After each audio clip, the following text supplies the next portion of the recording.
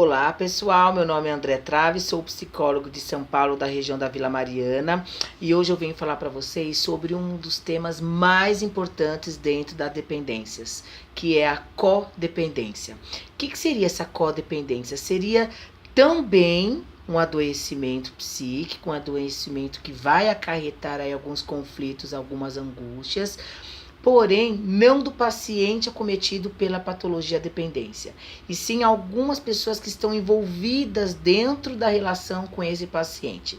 Então, normalmente a gente vê um codependente, a gente vê o familiar, a gente vê aí dentro de uma relação amorosa, então a gente vê, por exemplo, as relações de filhos com pais, então isso é chamado de codependência, tá? A dinâmica do codependente é quase parecida com a dinâmica do dependente. Por isso que a gente fala codependência, tá? É coadjuvante.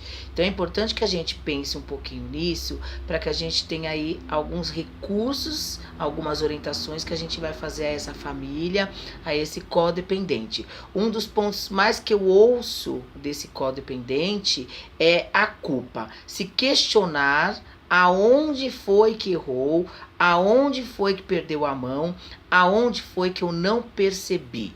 E aí essa angústia, essa culpa faz com que a gente fique na mão, obviamente, da patologia da dependência.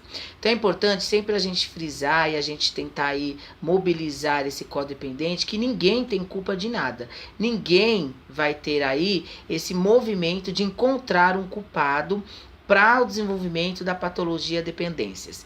E isso é importante porque quando a gente tira essa culpa, normalmente o codependente ele consegue desenvolver recursos comportamentais e recursos psíquicos mais saudáveis para lidar com o paciente dependente. Por que eu falo isso? Se eu tenho culpa, normalmente eu sempre falo, as pessoas culpadas em geral ficam na mão do outro. Né? A gente vê, por exemplo, a ressaca moral do dependente pós-uso. Então ele fez uso, depois ele vai ter aí o período de estar intoxicado e posteriormente ele vem com uma ressaca moral que ele se sente culpado por frente àquele uso, tá? E aí o que acontece?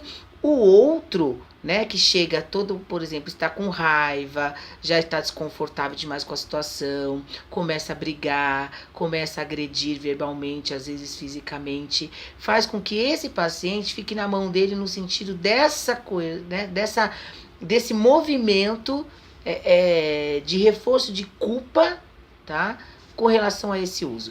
Então, eu sempre falo, eu preciso tirar a culpa, fazendo com que o codependente reflita sobre isso. Ninguém é culpado de nada, mas a gente precisa o quê? Desenvolver recursos saudáveis para desenvolver da melhor forma nessa relação. Então, eu falo que as regras claras, elas precisam ser impostas. Ninguém, gente, eu sempre falo para às vezes familiar, para pai, para mãe, para empresa, não há nenhum estudo, nenhum indício que regras claras faz com que o paciente use, gente. É o que eu falo.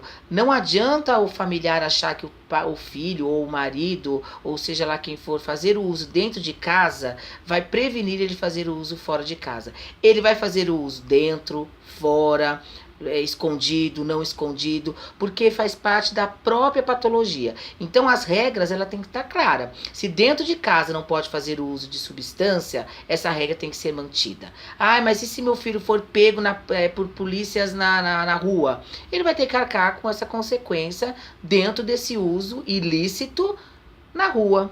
Né? Então é importante que a gente também delegue a responsabilidade da qualidade de vida ao paciente dependente. Não estou falando da responsabilidade de ser dependente, mas eu estou falando da responsabilidade de desenvolver a qualidade de vida e fazer o uso de substâncias ou um uso descompensado de uso de álcool ou algum comportamento impulsivo, né? No dia a dia, nas relações, já está mais que provado que não é saudável.